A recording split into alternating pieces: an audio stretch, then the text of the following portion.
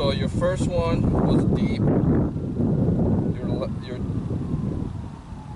Then you hit two good ones, and then you hit a chunky, and then you hit a blade. Okay. Seems like your distance control might have to do with your ball position. The two things that I noticed is if you're catching it heavy, okay, the club is bottoming out too early, and two is your hands get quick. It becomes almost armsy when you're trying to hit a chip shot. Okay. So let's do this. Let's attack it one time. Let's go ahead and move the ball back in your stance just a little bit. Okay, so if you have it in the middle, move it like a ball to ball and a half back in your stance.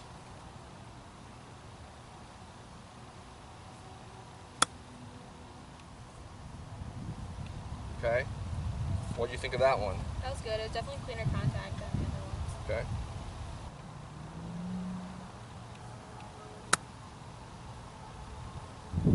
Those are 4 solid shots. Contact-wise, it's solid. Yeah. Okay. The second thing that I notice is when you're unsure, okay, your swing gets quick, your rhythm gets it's like you're forcing, like you're guessing. You have to hit it 35. Because I don't try to I don't know if I actually do, but I try to feel like I'm not taking it past my hip line. Okay. And then with like a 45-yard shot, I feel like I'm trying to take it up like just over my hip line, like up here more. Okay. You know what I'm saying? Yeah, I kind of understand. So like a 35-yard shot stops here. Yeah. And then a 45-yard shot would go up here. Okay. Yeah.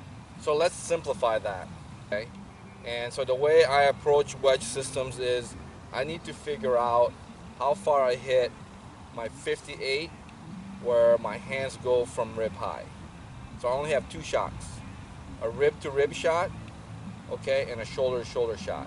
So if I know how far those shots go, then, and if I've not necessarily perfected them, but if I practice enough knowing that if I hit a rib to rib shot and it's gonna go 55 yards, I have confidence when I set up to the ball that if I just go from rib to rib, it's gonna go 55. Okay. And then my shoulder to shoulder would be 65 per se, okay?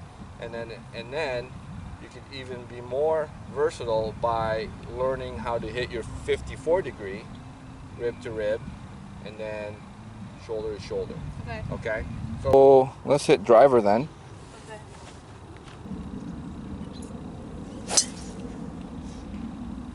Like that's just a total push fake. So is it a block to the right? Yeah. Okay. Face is just slightly open. Video, your face is just like this. Okay, and even after you hit the ball, it stays open throughout. Okay, so let's figure out a way to close it. Okay, go and set up. Okay, I'm gonna have you just tilt it like this.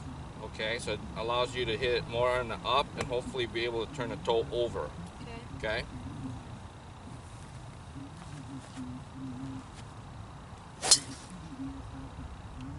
Very good. Again, I think sometimes when you're